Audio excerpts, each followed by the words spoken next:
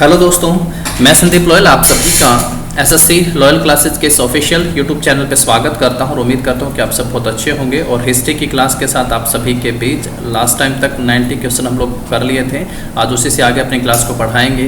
Question history से 2023 के जो एसएससी के एग्जाम में टीसीएस ने हम सबसे पूछे हैं, उन्हीं क्वेश्चनों को हम लोग करने वाले हैं डिटेल सॉल्यूशन के साथ। तो चलिए क्लास को शुरू कर लेते हैं।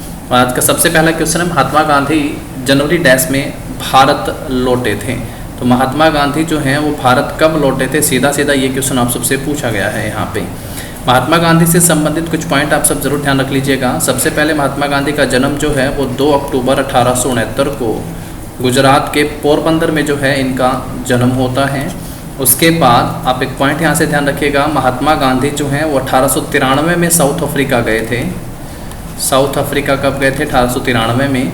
उसके बाद पहली बार उन्होंने कांग्रेस में भाग लिया था 1901 का। लास्ट टाइम शायद मैं आप सबको 1911 का बता गया था। 1901 का ये कलकत्ता का अधिवेशन था। 1901 के कलकत्ता अधिवेशन में इन्होंने पहली बार जो है भाग लिया था और कांग्रेस के अन्य नेताओं से मुलाकात की थी फर्स्ट टाइम। उसके बाद ये भारत कब आते हैं तो 9 जनवरी 1915 को महात्मा गांधी जो हैं वो भारत आए थे, भारत लौटे थे। और 9 जनवरी को ही एक इम्पोर्टेंट डेज यहाँ पे भारत में मनाया जाता है, ये ध्यान रखेंगे, एनआरआई डे। एनआरआई डे कब मनाया जाता है तो 9 जनवरी को एनआरआई डे जो है वो मनाया जाता है। 9 जनवरी 1915 को महात्मा गांधी भारत लौटते हैं। उसके बाद भारत की अलग अलग जो स्वतंत्रता से जुड़ी हुई गतिविधियाँ थी उसमें भाग लेते हैं। तो सही आंसर हमारा यहाँ से क्या हो जाएगा, जनवरी 1915 में भारत लौटे थे, यानी ऑप्शन जो होगा बी सही होगा। ये जन्म वाला आप सबको पता है, ये ध्यान रखना है। साउथ अफ्रीका 1893 में जाते हैं। 1901 इस पॉइंट के लिए आप सब जरूर ध्यान रखिएगा, कोलकाता के अधिवेशन में भाग लेते हैं कांग्रेस में पहली बार। ये बहुत खास है, लास्ट टाइम भी मैंने आप सबको बताया था, लेकिन 1901 ऑफिशियली आप सब इसको ध्यान रख लीजिएगा।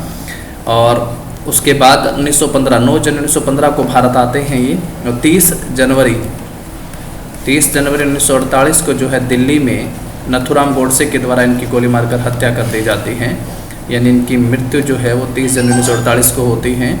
और नथुराम गोडसे को जो है अम्बाड़ा सेंट्रल जेल में फांसी दी जाती है। चलिए आगे बढ़ते हैं, नेक्स्ट क्वेश्चन के ऊपर आते हैं। इसके बाद निम्नलिखित में से किस राजा के शासनकाल में सांची का महान स्तूप बनाया गया था? सांची का स्तूप पूछा हुआ है। पहला ऑप्शन है अशोक, बिंदुसार, बृहदर्थ और चंद्रगुप्त। ये चारों ही मौर्य वंश के शासक हुए थे। अगर चंद्रगुप्त मौर्य की बात की जाए तो ये फाउंडर हुआ था। ये कौन था? ये संस्थापक था मौर्य वंश का। और कब गद्दी पर बैठता है तो 322 ईसा पूर्व, 322 ईसा पूर्व जो है ये गद्दी पर बैठता है। उसके बाद बिंदुसार राजा बनता है। ये कब राजा बना था? 298 बीसी में। 298 बीसी से लेकर 269 298 ईसा पूर्व से लेकर 269 ईसा पूर्व तक बिंदुसार राजा रहता है।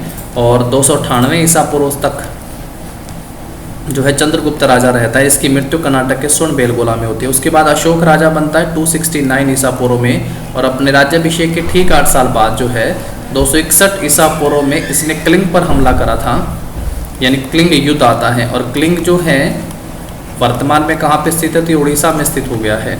बृहदर्थ जो है लास्ट शासक हुआ था।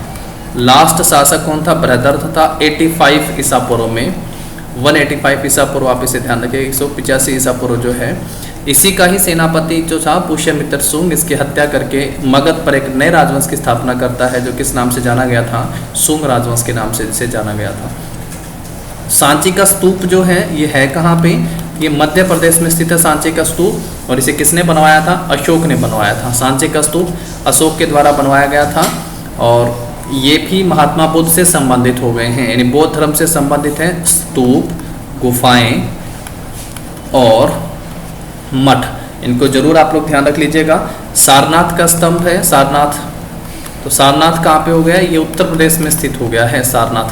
तो सारनाथ से ही जो है, सारनाथ अगर हम लोग देखें तो अशोक की सिंह कैपिटल थी, यानी लॉयन कैपिटल कही जाती है। अशोक की लॉयन कैपिटल थी, जो कि भारत का राष्ट्रीय प्रतीक है। जबकि अशोक की बुल कैपिटल की अगर बात की जाए, बुल कैपिटल, तो ये कहाँ से प्राप्त होती है? बुल कैपिटल ये रामपुरवा बिहार से प्राप्त हुई। बुल कैपिटल कहाँ पे है? रामपुरवा बिहार में। और वर्तमान में ये कहाँ पे है? तो ये वर्तमान में राष्ट्रपति भवन में आप देख सकते हैं।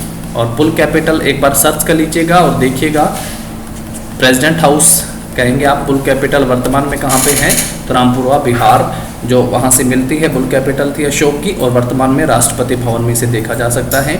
लॉयन कैपिटल जो है वो आप लोग कहेंगे सारनाथ का, और यहीं से ही जो है सिंह स्तंभ जो है जिसको भारत का राष्ट्रीय प्रतीक स्वीकारा गया है।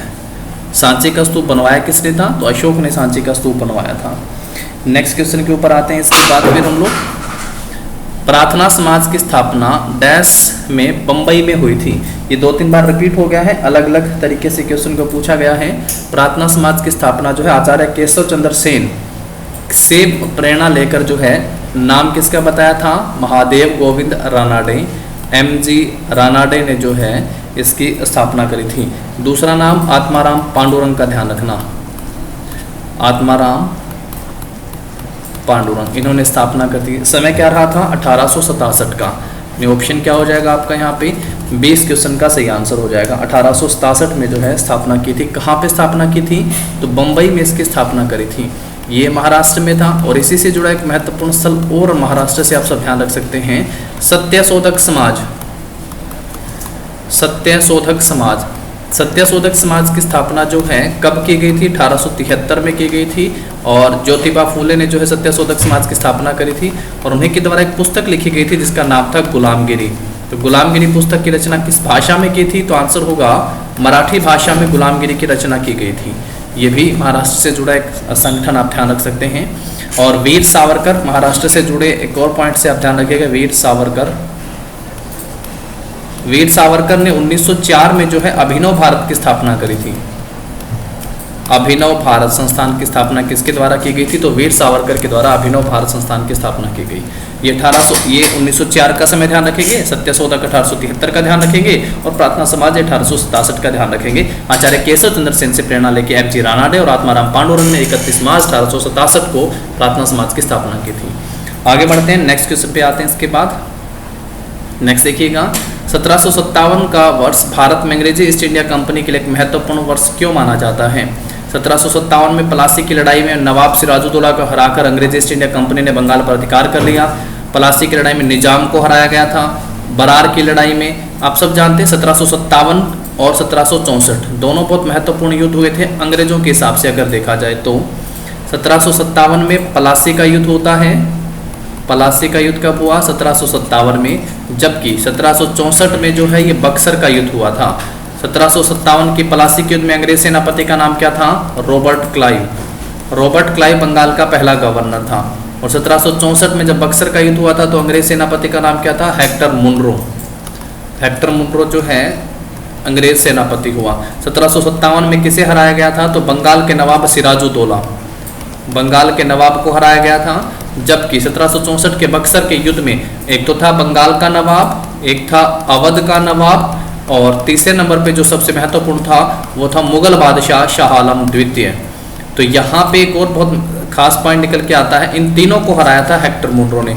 मुगल शासक का नाम था शाह आलम द्वितीय। और एक पेपर में क्वेश्चन आया कि Shah Alam second, British East India Company को जो है बंगाल, बिहार और उड़ीसा की दीवानी कब दे दी गई, या मुगल बादशाह ने जो है इनको बंगाल, बिहार, उड़ीसा की दीवानी कब सौंपी थी। तो आंसर क्या हो जाएगा, 1765 में। किसके बाद, बक्सर का युद्ध हारने के बाद ऐसा हुआ था। तो 1765 आप सब ध्यान रखिएगा। चलिए आगे बढ़ते हैं। इसके बाद हम लोग नेक्स्ट क्वेश्चन के ऊपर आते हैं। किस वंश के शासकों ने कंदरिया महादेव मंदिर का निर्माण करवाया था। किस वंश के शासकों ने जो है 999 ईस्वी में जो है कंदरिया महादेव मंदिर का निर्माण किस वंश के शासकों के द्वारा कराया गया, चंदेल, नंद, सूंग और गुप्ता। तो चंदेल वंश के शासकों के द्वारा जो है कंदरिया महादेव मंदिर का निर्माण करवाया गया था। ऑप्शन जो होगा हमारा ए सही आंसर हो जाएगा। नंद वंश में पढ़ के आते हैं। नंद वंश का फाउंडर अगर आप सबसे पूछेगा तो क्या आंसर कर दीजिएगा, महापदम नंद। महापदम नंद जो है नंद वंश का फाउंडर हुआ था। और इसी वंश का अंतिम शासक का नाम था धनानंद। ये नाम भी ध्यान रखना है। जैसे किसी ने हराया था, चंद्रगुप्त मौर्य ने। शुंग वंश की स्थापना किसने करी थी, तो पुष्यमित्र शुंग ने जो है, पुष्यमित्र शुंग ने शुंग वंश की स्थापना करी थी मौर्य वंश के अंतिम शासक बृहदर्थ को अपदस्थ करके। और गुप्त वंश का संस्थापक किसे माना जाता है, श्री गुप्त को। वास्तविक फाउंडर का नाम अगर आप सबसे पूछेगा तो क्या आंसर कर दीजिएगा, चंद्रगुप्त फर्स्ट। ध्यान रखेंगे, चंद्रगुप्त फर्स्ट। गुप्त संवत की भी शुरुआत करता है। इसमें सबसे महत्वपूर्ण शासक जो अपने सैन्य अभियान के लिए जाना गया उसका नाम था समुद्रगुप्त। समुद्रगुप्त को क्या नाम दिया गया था? इसे भारत का नेपोलियन कहा गया था। समुद्रगुप्त को भारत का नेपोलियन कहा गया था। और ये एक इंस्ट्रूमेंट प्ले करता था जो था वीणा। अगर अकबर का पूछेगा तो नगाड़ा बजाता था, जबकि समुद्रगुप्त वीणा वादन करता था, ध्यान रखना है। इसका दरबारी कवि का नाम था हरिसेन। और हरिसेन ने कौन सा अभिलेख लिखा था? तो इलाहाबाद प्रशस्ति लेख की रचना किसके द्वारा की गई थी? हरिसेन के द्वारा की गई थी। चलो आगे बढ़ो, नेक्स्ट क्वेश्चन के ऊपर आते हैं। इसके बाद फिर हम लोग नेक्स्ट देखिएगा। इसके बाद फिर दूसरा गोलमेज सम्मेलन डैश में आयोजित किया गया था। 3 गोलमेज सम्मेलन जिनसे हम सबसे क्वेश्चन पूछे जाते हैं, ये कब कब होते हैं यहाँ से। सबसे पहला फर्स्ट गोलमेज सम्मेलन जो है वो 1930 में आयोजित हुआ था। दूसरा गोलमेज सम्मेलन जो है वो 1931 में हुआ था। इस गोलमेज सम्मेलन में महात्मा गांधी भाग लेते हैं। महात्मा गांधी ने किस गोलमेज सम्मेलन में भाग लिया था? तो दूसरा गोलमेज सम्मेलन था। और इन तीनों गोलमेज सम्मेलन का आयोजन कहाँ पे हुआ था? लंदन में। और तीसरा गोलमेज सम्मेलन 1932, ध्यान रखेंगे। तीनों गोलमेज सम्मेलन में भाग किसने लिया था? तो डॉक्टर BR अम्बेडकर ने जो है तीनों गोलमेज सम्मेलन में भाग लिया था।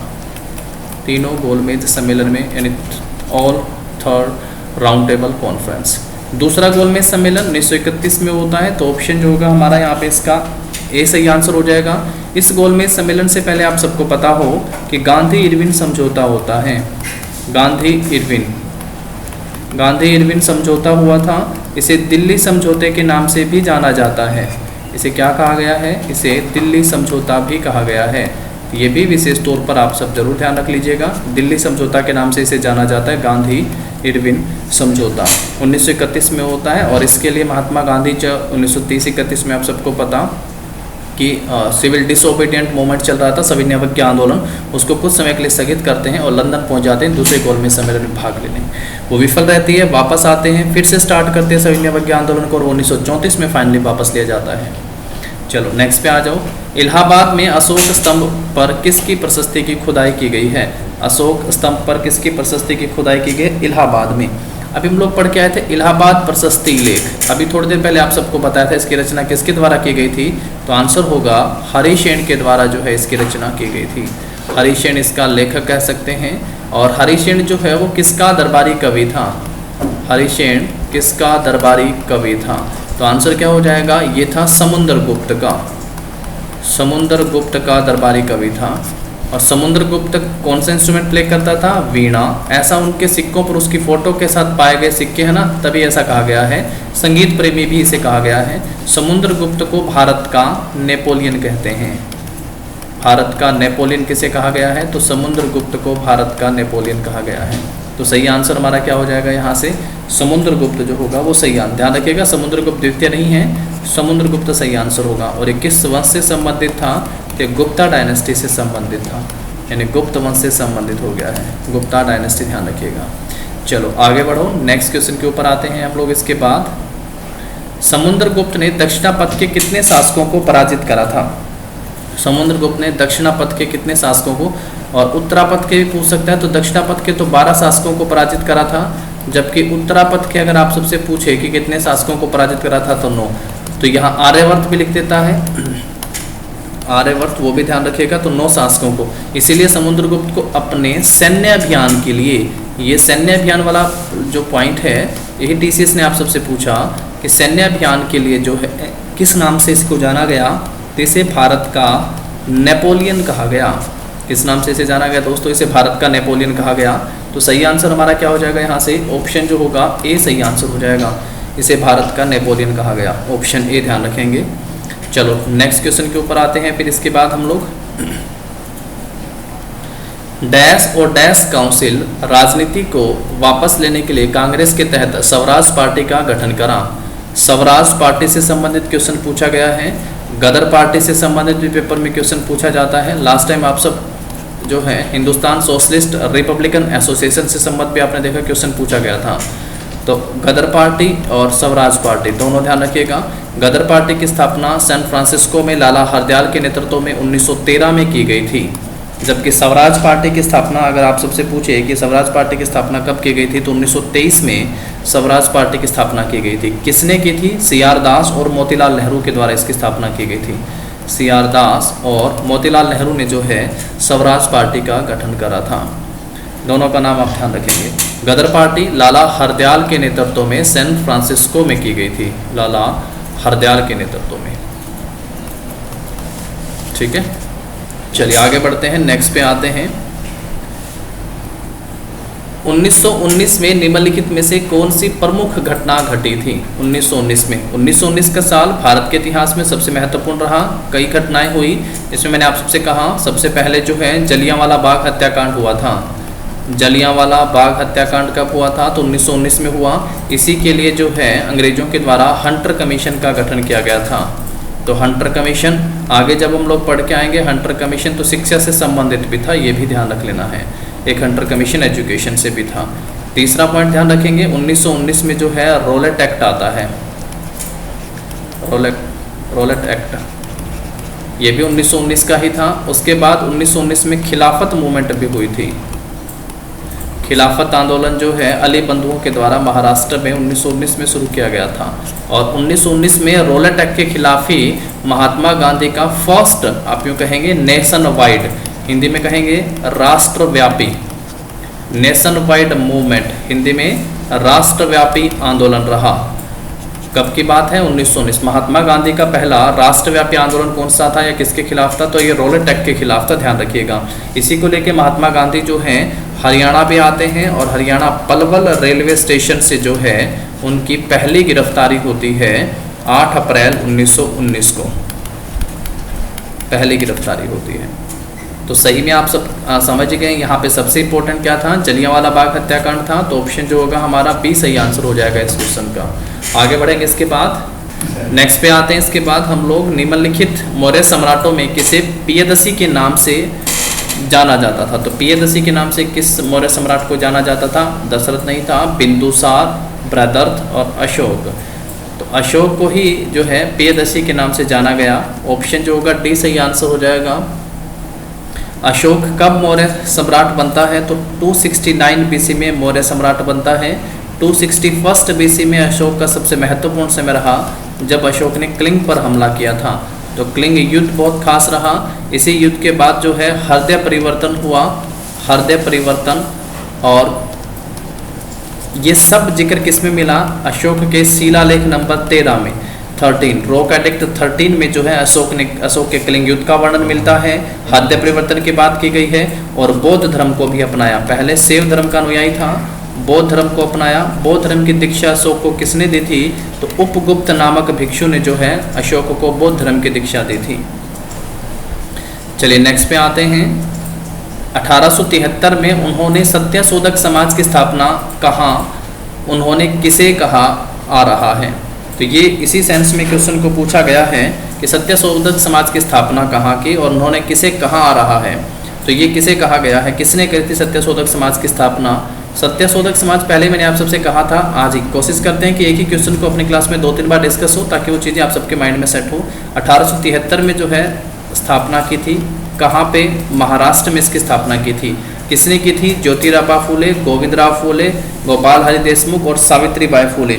तो ज्योतिबा फूले ने जो है इसकी स्थापना करी थी 1873 में। तो ऑप्शन क्या हो जाएगा? ए सही आंसर होगा। और सत्यशोधक समाज से या ज्योतिबा फूले ने ही पेपर में आप सबसे पूछेगा कि गुलामगिरी नामक पुस्तक किसने लिखी थी? तो आप सबका आंसर क्या आएगा कि गुलामगिरी बुक जो है वो ज्योतिबा फूले के द्वारा लिखी गई थी। फिर से क्वेश्चन आएगा कि इस बुक को किस भाषा में लिखा गया है? तो आप सबका क्या आंसर होना चाहिए? ये मराठी भाषा में लिखी गई पुस्तक है, मराठी भाषा में इसे लिखा गया है, ये भी ध्यान रखना है। ज्योतिबा फूले, मराठी भाषा, गुलामगिरी बुक यहाँ पे लिखी गई। ऑप्शन क्या हो जाएगा आपका यहाँ पे? ए सही आंसर हो जाएगा। नेक्स्ट पे आते हैं। अर्थशास्त्र किसके द्वारा लिखा गया है? हालांकि दिखने में नाम इकोनॉमिक्स का लगता है लेकिन अर्थशास्त्र जो है वो राजनीति की पुस्तक है, यानी पॉलिटी से संबंधित हो गई है। इसे किसने लिखा था? वासुदेव, कौटिल्य, मेगस्थनीज और विशाखदत्त। सही आंसर क्या हो जाएगा? कौटिल्य ने इसे लिखा था। कौटिल्य का मतलब नाम से आप ध्यान रखेंगे चाणक्य, या इसे विष्णुगुप्त भी कहा गया है, विष्णुगुप्त। तो इसने जो है अर्थशास्त्र की रचना करी थी। और ये कौन था भाई? ये मौर्य वंश में आप सब जानते होंगे, मौर्य वंश का जो संस्थापक हुआ था चंद्रगुप्त मौर्य। तो चंद्रगुप्त मौर्य को मगध पर मौर्य वंश की स्थापना या नंद वंश के अंत का जो श्रेय जाता है वो किसे जाता है, चाणक्य को ही। ये बाद में जाके जो है प्रधानमंत्री भी बनता है चंद्रगुप्त मौर्य का, ये ध्यान रखेंगे। मेगास्थनीज जो है ये सेल्यूकस निकेटर का राजदूत था। सेल्यूकस निकेटर ये भी जो है चंद्रगुप्त मौर्य के ही दरबार में था। सेल्यूकस निकेटर ने अपना राजदूत बना के इसे भेजा था। इसकी एक पुस्तक भी है, जैसे कि चाणक्य की पुस्तक अर्थशास्त्र है जो कि चंद्रगुप्त मौर्य के समय की बात है, वैसे ही इसके दरबार में ही सेल्यूकस निकेटर का राजदूत मेगास्थनीज भी था। इसने भी अपनी एक पुस्तक लिखी थी जिसका नाम था इंडिका। ये दोनों ही आप सबको ध्यान रखनी है। इंडिका पुस्तक में किसकी जानकारी मिलती है, तो इंडिका पुस्तक में जो है मौर्य वंश की जानकारी मिलती है। चलो आगे बढ़ते हैं, नेक्स्ट पे आते हैं। इसके बाद फिर पल्लवों के अभिलेखों में कई स्थानीय सभाओं की चर्चा है। इनमें से एक थी ब्राह्मण भूस्वामियों के संगठन जिसे कहते थे। किस नाम से उसको जाना जाता था, ब्राह्मण सभा, परिषद या फिर नौकायान के नाम से। तो सही आंसर क्या हो जाएगा, पल्लवों के जो अभिलेख थे उन्हीं के अनुसार जो है सभा एक स्थानीय प्रशासनिक इकाई होती थी। तो सभा जो है ये सही आंसर हो जाएगा।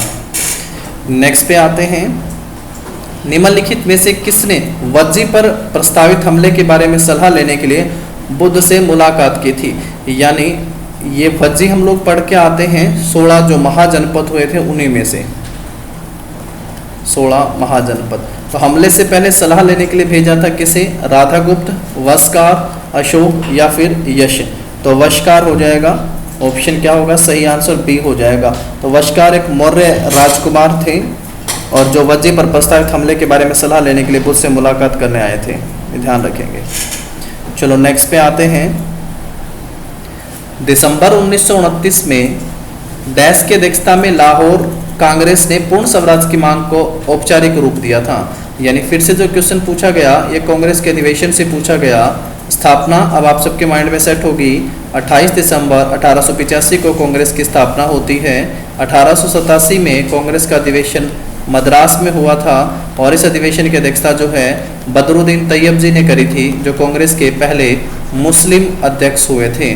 उसके बाद 1888 का कांग्रेस का अधिवेशन आप सबको याद रखना है, ये अधिवेशन इलाहाबाद में हुआ था, इलाहाबाद। और इस अधिवेशन के पहले अध्यक्ष थे George Yule. George Yule Congress के अध्यक्ष बनने वाले जो हैं पहले अंग्रेज थे। आप यूँ कह सकते हैं फर्स्ट अंग्रेज जो कांग्रेस के अध्यक्ष बनते हैं तो वो जॉर्ज यूल था।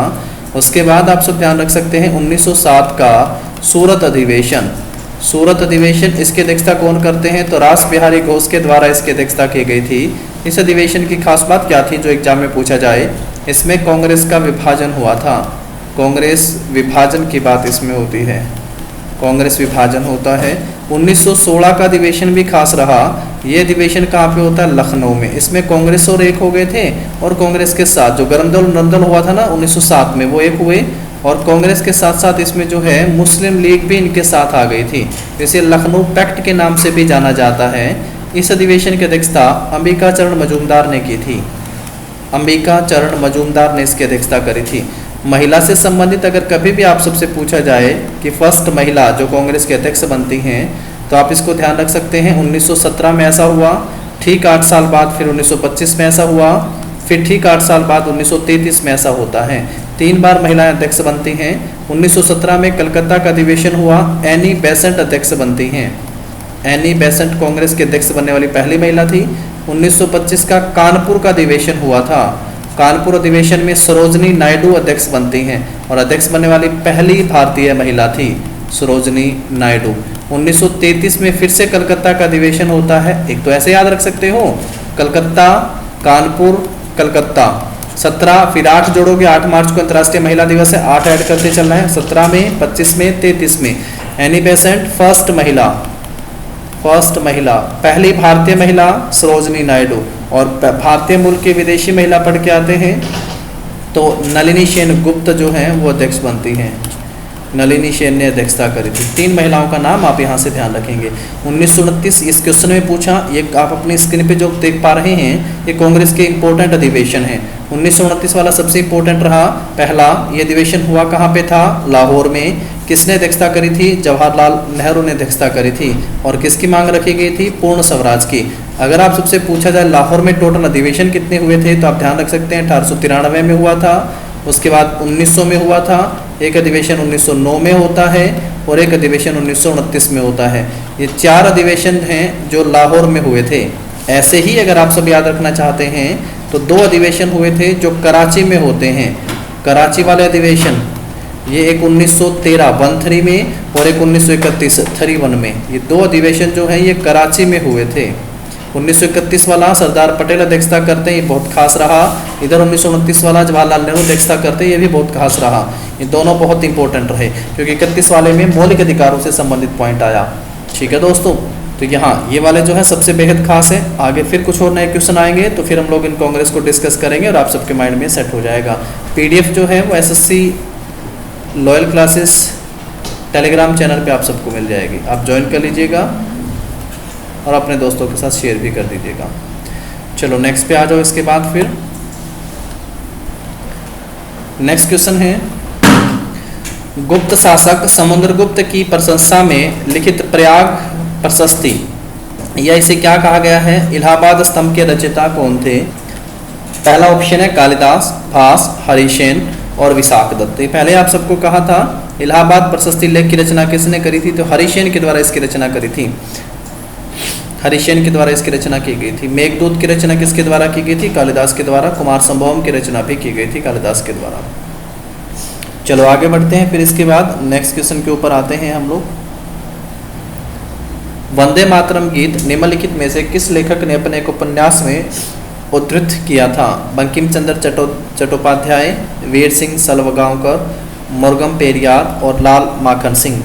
तो वंदे मातरम गीत जो है ये आनंद मठ से लिया गया है, आप सबको पता हो तो आनंद मठ। और आनंद मठ के रचयिता कौन हुए? बंकिम चंद्र चटर्जी हुए या बंकिम चंद्र चट्टोपाध्याय। सबसे पहला अंग्रेजों का जो विद्रोह हुआ था ना, फर्स्ट अंग्रेज या अंग्रेजों के खिलाफ विद्रोह, फर्स्ट अंग्रेजों के खिलाफ जो विद्रोह हुआ था उसकी जानकारी भी इसी में मिलती है और वो सन्यासी विद्रोह था। सन्यासियों के द्वारा किया गया था तो उसको सन्यासी विद्रोह कहा गया और इसकी जानकारी भी जो है आनंद मठ से ही मिलती है। ध्यान रखें, अगर पेपर में आया हुआ क्वेश्चन है कि पहला अंग्रेज विद्रोह कौन सा था, तो अंग्रेजों के खिलाफ जो विद्रोह हुआ था वो सन्यासी विद्रोह था और इसकी जानकारी किस पुस्तक में मिलती है? तो बंकिम चंद्र चट्टोपाध्याय के बुक आनंद मठ में इसकी जानकारी मिलती है। नेक्स्ट पे आते हैं। इसके बाद फिर हम लोग नेक्स्ट है, निम्नलिखित में से कौन अक्टूबर 2022 में एक राजनीतिक दल भारतीय राष्ट्रीय कांग्रेस के अध्यक्ष बने थे? 2022 में राजनीतिक दल कौन सा है? भारतीय राष्ट्रीय कांग्रेस, जो हम लोग पढ़ते आ रहे हैं INC भारतीय राष्ट्रीय कांग्रेस, जिसकी स्थापना 28 दिसंबर 1885 को होती है और अभी वर्तमान में इसके अध्यक्ष हैं मल्लिकार्जुन खड़गे। तो ऑप्शन जो होगा हमारे यहाँ पे B सही आंसर हो जाएगा। नेक्स्ट पे आते हैं। नेक्स्ट है सहायक गठबंधन प्रणाली, जिसके तहत किसी भारतीय शासक को अपने खुद के सशस्त्र बलों की मंशा को मंस करना पड़ता है और अपने क्षेत्र में ब्रिटिश सेना और निवासियों को स्वीकार करना पड़ता था। निम्नलिखित में से किसने शुरू किया था? हेस्टिंग ने, मिंटो, वेलेस्ली और विलियम बेंटिक। तो सहायक गठबंधन प्रणाली की शुरुआत जो है वो किसके द्वारा की गई थी? तो वेलेस्ली के द्वारा इसकी शुरुआत की गई थी। ऑप्शन C सही आंसर हो जाएगा। समय ध्यान रख सकते हो 1798 में जो है वेलेस्ली ने इसे शुरू करा था। नेक्स्ट है, यानी यहाँ पे कहने का मतलब जो अंग्रेज जो इम्पोर्टेंट गवर्नर जनरल और जो वायसराय हुए थे उनको उनकी समय की घटना के साथ आप याद कर सकते हैं। नेक्स्ट देखिएगा, कौटिल्य ने निम्नलिखित में से कौन सी पुस्तक लिखी थी? तो ये अलग अलग तरीके से यही चीज़ आप सबको बताई जा रही है। इस CH असल का टायर 1 2023 में क्वेश्चन पूछे गए हैं। और अर्थशास्त्र की रचना जो है वो किसके द्वारा की गई है? तो कौटिल्य के द्वारा जो है अर्थशास्त्र की रचना की गई है। चलो नेक्स्ट क्वेश्चन के ऊपर आते हैं। फिर इसके बाद फाहियान या फाशियन ने अपनी घर वापसी की यात्रा जो है वो कब शुरू करी थी? फाहियान, ये कई बार इसको देखिएगा फाहियान इस तरीके से भी लिखा जाता है, फाहियान या फाहियान। तो इसने घर वापसी की यात्रा जो है कब शुरू करी थी? तो इसने 414 ईसा पूर्व जो है 414 ईस्वी में अपने घर वापसी की यात्रा शुरू करी थी। कहाँ से शुरू करी थी? तो बंगाल से इसने अपने घर वापसी के लिए जो है यात्रा शुरू करी थी। फाहियान। फाहियान किसके समय में आता है? तो ये चंद्रगुप्त द्वितीय के समय की बात है, चंद्रगुप्त सेकंड के समय में आता है। फा कू की नाम से इसकी जो है पुस्तक भी है। सी यू की जो है वो हवेन शांग की पुस्तक है, हेन शांग या हवेन शांग या दशांग भी लिख देता है इस तरीके से भी। इस पुस्तक को जो है कौन सी रचना है इसकी? सी यू की। और ये किसके समय में आता है? तो ये हर्षवर्धन के समय में आया था। चलो नेक्स्ट पे आ जाओ। इसके बाद नेक्स्ट है उधम सिंह ने किसकी हत्या की थी? देखो अलग अलग तरीके से क्वेश्चन है, इसलिए आवश्यक है कि आप सब इन चीज़ों पे थोड़ा ध्यान दें। उधम सिंह ने किसकी हत्या की थी? John Simon, Michael O'Dwyer, Sidney Rowlatt और रेजिनाल्ड डायर। बस यहाँ बहुत कन्फ्यूजन होती है, किसकी हत्या करी थी? माइकल ओडायर और रेजिनाल्ड डायर। तो रेजिनाल्ड डायर की जो है हत्या की गई थी किसके द्वारा? उधम सिंह के द्वारा। ये घटना कब घटी थी? जब उधम सिंह ने हत्या कर दी थी रेजिनाल्ड डायर की। समय रहा था 13 मार्च 1940 का। 13 मार्च 1940 का लंदन में उधम सिंह के द्वारा डायर की हत्या की जाती है। जलियांवाला बाग हत्याकांड के लिए रेस्पॉन्सिबल था। जो घटना होती है 13 अप्रैल 1919 की। 13 अप्रैल 1919 की। 13 मार्च 1940 को उधम सिंह ने लंदन में हत्या कर दी थी। और उधम सिंह को फांसी किस जेल में दी गई थी? तो ये भी क्वेश्चन है। तो पेंटनविले जेल में जो है उधम सिंह को फांसी दी गई थी। पेंटनविले जेल उधम सिंह को फांसी दी गई थी, ये भी ध्यान रखना है। समय रहा था जुलाई 1940 का। जुलाई 1940 का, ये ध्यान रखना है आप सबको। चलो आगे बढ़ेंगे। इसके बाद नेक्स्ट पे आते हैं। निम्नलिखित में से कौन सा चीनी तीर्थयात्री वेन शांग के लगभग 50 वर्ष बाद भारत आया था? हवेन शांग हम लोग पढ़ के आते हैं और हवेन शांग के बाद भारत आया था। हवेन शांग किसके समय में आया था? तो ये हर्षवर्धन के समय में भारत आता है। हर्षवर्धन के समय में भारत आया था हवेन शांग। और इसकी पुस्तक जो है वो कौन सी थी? तो सी यू की जो है इसकी पुस्तक थी, जिसमें इसने अपना यात्रा वृत्तांत लिखा था।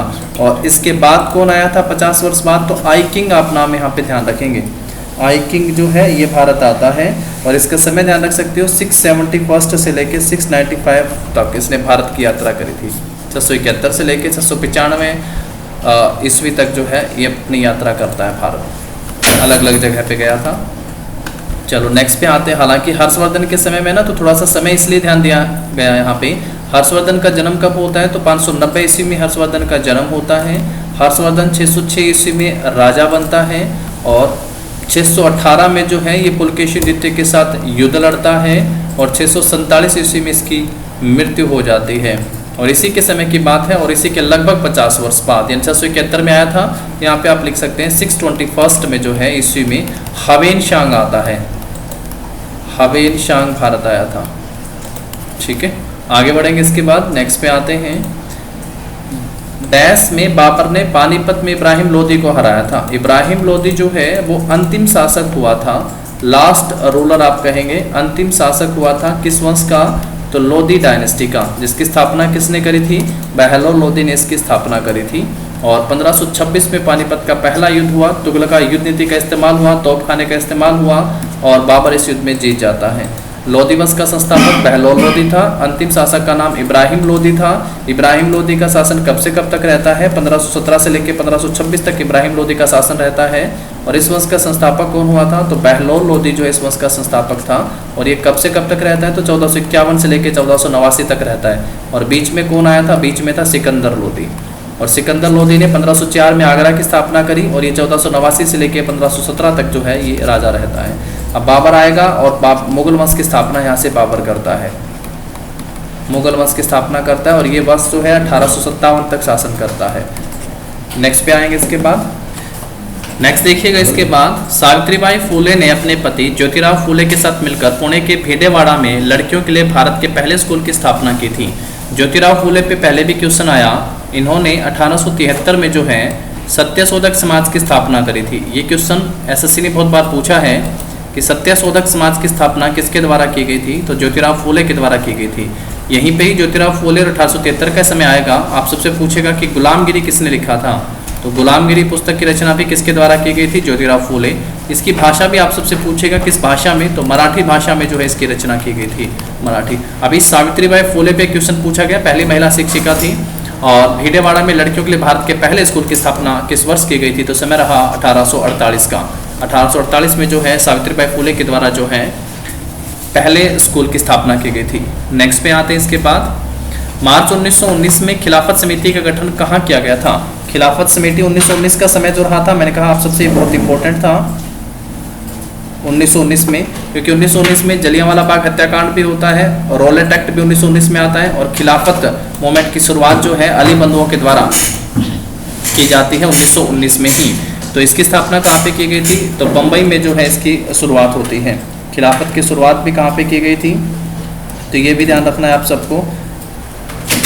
और इसकी स्थापना जो है मार्च 1919 में बम्बई में, मौलाना आज़ाद भी अली बंधुओं के साथ थे। मौलाना आज़ाद से संबंधित पेपर में कई क्वेश्चन आते हैं। सबसे पहला तो ध्यान रखेंगे, ये कांग्रेस के सबसे युवा अध्यक्ष थे, कांग्रेस के सबसे युवा अध्यक्ष भी थे ये, पहला तो ये ध्यान रखना है मौलाना आज़ाद। और ये आज़ाद भारत के फर्स्ट शिक्षा मंत्री थे, एजुकेशन मिनिस्टर थे। आज़ाद भारत के पहले शिक्षा मंत्री भी थे। चलिए ऑप्शन बी सही हो जाएगा, आगे बढ़ेंगे, सी सही आ जाएगा बम्बई। नेक्स्ट पे आते हैं, निम्नलिखित में से किस मौर्य शासक ने बौद्ध धर्म के प्रचार प्रसार का बीड़ा उठाया था? तो ये बहुत बार आ भी चुका है, क्योंकि अगर हम लोग पढ़ के आते बिंदुसार को, तो बिंदुसार आजीवक संप्रदाय का अनुयायी था। घोषाल इसका संस्थापक हुआ था आजीवक का। और अशोक जो है ये बौद्ध धर्म का था, और बौद्ध धर्म की दीक्षा जो ये किससे लेता है? तो उपगुप्त नामक भिक्षु से बौद्ध धर्म की दीक्षा लेता है। पहले बना था राजा चंद्रगुप्त मौर्य, जो इस वंश का फाउंडर होता है। और चंद्रगुप्त मौर्य जो है ये जैन धर्म का अनुयायी था, जैन धर्म। और जैन धर्म की दीक्षा किसने ली थी? इसने भद्रबाहु से जैन धर्म की दीक्षा ली थी। उसके बाद बिंदुसार या आजीवक संप्रदाय से संबंधित था, और अशोक जो है ये बौद्ध धर्म से संबंधित हो गया है। चलो आगे बढ़ेंगे, यानी बौद्ध धर्म के और बौद्ध धर्म के प्रचार प्रसार का बीड़ा अशोक ने उठाया था। अपने बेटे महेंद्र और बेटी संघमित्रा को बौद्ध धर्म के प्रचार प्रसार के लिए इसने श्रीलंका भी भेजा था। नेक्स्ट है, 1885 में आयोजित कांग्रेस के पहले अधिवेशन के अध्यक्ष कौन थे? तो कांग्रेस के पहले अधिवेशन के अध्यक्ष कौन थे? ये तो दिनेश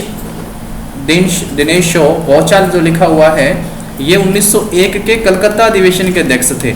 अब ये भी खास बात कैसे है, क्योंकि इसी अधिवेशन में जो है 1901 वाले में महात्मा गांधी ने सबसे पहले भाग लिया था। महात्मा गांधी दक्षिण अफ्रीका कब गए थे? 1893 में गए थे। भारत कब आते हैं? 9 जनवरी 1915 को आते हैं। और 1901 के कलकत्ता अधिवेशन जो हुआ था कांग्रेस का, इसमें भाग लेते हैं और कांग्रेस के विभिन्न नेताओं से मुलाकात भी करते हैं। तो ये तीनों ही पॉइंट महात्मा गांधी से संबंधित, इनको ध्यान रखिएगा। और दादा भाई नौरोजी जो हैं, ये भी कांग्रेस के 2 बार अध्यक्ष बनते हैं। एक बार 1886 में जो कलकत्ता में अधिवेशन हुआ था, और एक आप इनका और ध्यान रख सकते हैं 1893 का जो लाहौर का पहला अधिवेशन था, लाहौर का 1893 में दादा भाई नौरोजी अध्यक्षता करते हैं। WC बनर्जी भी 2 बार आप अध्यक्ष के रूप में ध्यान रख सकते हैं। WC बनर्जी, एक तो सबसे पहले जब कांग्रेस का गठन हुआ था 1885 में, ये अधिवेशन कहाँ पे हुआ था? बम्बई में। 72 लोगों ने इसमें भाग लिया था। और दूसरा अधिवेशन था 1892 का, ये इलाहाबाद का अधिवेशन था। तो 2 बार ये भी अध्यक्ष रहते हैं। A.O. हयूम कांग्रेस के फाउंडर थे, इन्होंने कांग्रेस के किसी भी सेशन की अध्यक्षता नहीं करी थी। A.O. हयूम जो हैं ये कांग्रेस के फाउंडर थे, संस्थापक थे। 1885 में कांग्रेस की स्थापना करते हैं। ये कांग्रेस के सचिव रहते हैं। 1912 में इनकी मृत्यु के बाद कांग्रेस ने इन्हें अपना जनक घोषित कर दिया था। तो हमसे तो 1885 का पूछा हुआ है, तो ऑप्शन जो डी होगा वो हमारा सही आंसर हो जाएगा इधर। चलिए आगे बढ़ते हैं, नेक्स्ट पे आते हैं। 1920 में भारतीय कम्युनिस्ट पार्टी की स्थापना जो है वो कहाँ होती है? भारतीय कम्युनिस्ट पार्टी की स्थापना 1920 में कहाँ पे होती है? इससे पहले हम लोग पढ़ के आए थे हिंदुस्तान सोशलिस्ट रिपब्लिकन एसोसिएशन की स्थापना। उससे बाद हम लोग पढ़े थे गदर पार्टी की स्थापना 1913 में। स्वराज पार्टी की स्थापना भी हम लोग पढ़ के आ चुके हैं 1923 में। अब भारतीय कम्युनिस्ट पार्टी, इसकी स्थापना कब होती है? 1920 में। और इसकी स्थापना भारत के बाहर ताशकंद में होती है। भारत के बाहर ताशकंद में जो इसकी स्थापना होती है, ध्यान रखना है आपको। 17 अक्टूबर 1920 को भारतीय कम्युनिस्ट पार्टी की स्थापना होती है। और इसकी स्थापना जो है वो किसने करी थी? तो प्रमुख रूप से आप M.N. रॉय का नाम यहाँ पे ध्यान रखेंगे। M.N. रॉय इसके संस्थापक थे। M.N. रॉय, मोहम्मद अली भी नाम ध्यान रखना है, M.N. रॉय और मोहम्मद अली। एम एन रॉय और मोहम्मद अली ने जो है ताशकंद में 17 अक्टूबर 1920 को जो है भारतीय कम्युनिस्ट पार्टी की स्थापना करी थी। मोहम्मद अली जिन्ना मुस्लिम लीग से जुड़े हुए हैं और मोहम्मद अली जिन्ना मुस्लिम लीग के अध्यक्ष के रूप में 1940 में घोषणा करते हैं अलग से पाकिस्तान राष्ट्र की, या पाकिस्तान की अलग से मांग करते हैं। पाकिस्तान शब्द के जनक कौन हुए थे? चौधरी रहमत अली पाकिस्तान शब्द के जनक हुए थे। चलिए आज के इस क्लास में 120 तक हमारे क्वेश्चन यहीं तक करते हैं, और पीडीएफ जैसा मैंने आप सबसे कहा आपको SSC loyal classes Telegram channel पर मिल जाएगी, लिंक वीडियो के डिस्क्रिप्शन में भी दिया हुआ है। तो जल्द ही नेक्स्ट क्लास के साथ नेक्स्ट सेक्शन में मिलते हैं, तब तक के लिए पढ़ते रहिएगा, देखते रहिएगा। आप सबको आपके एग्जाम के लिए all the very best. Thank you.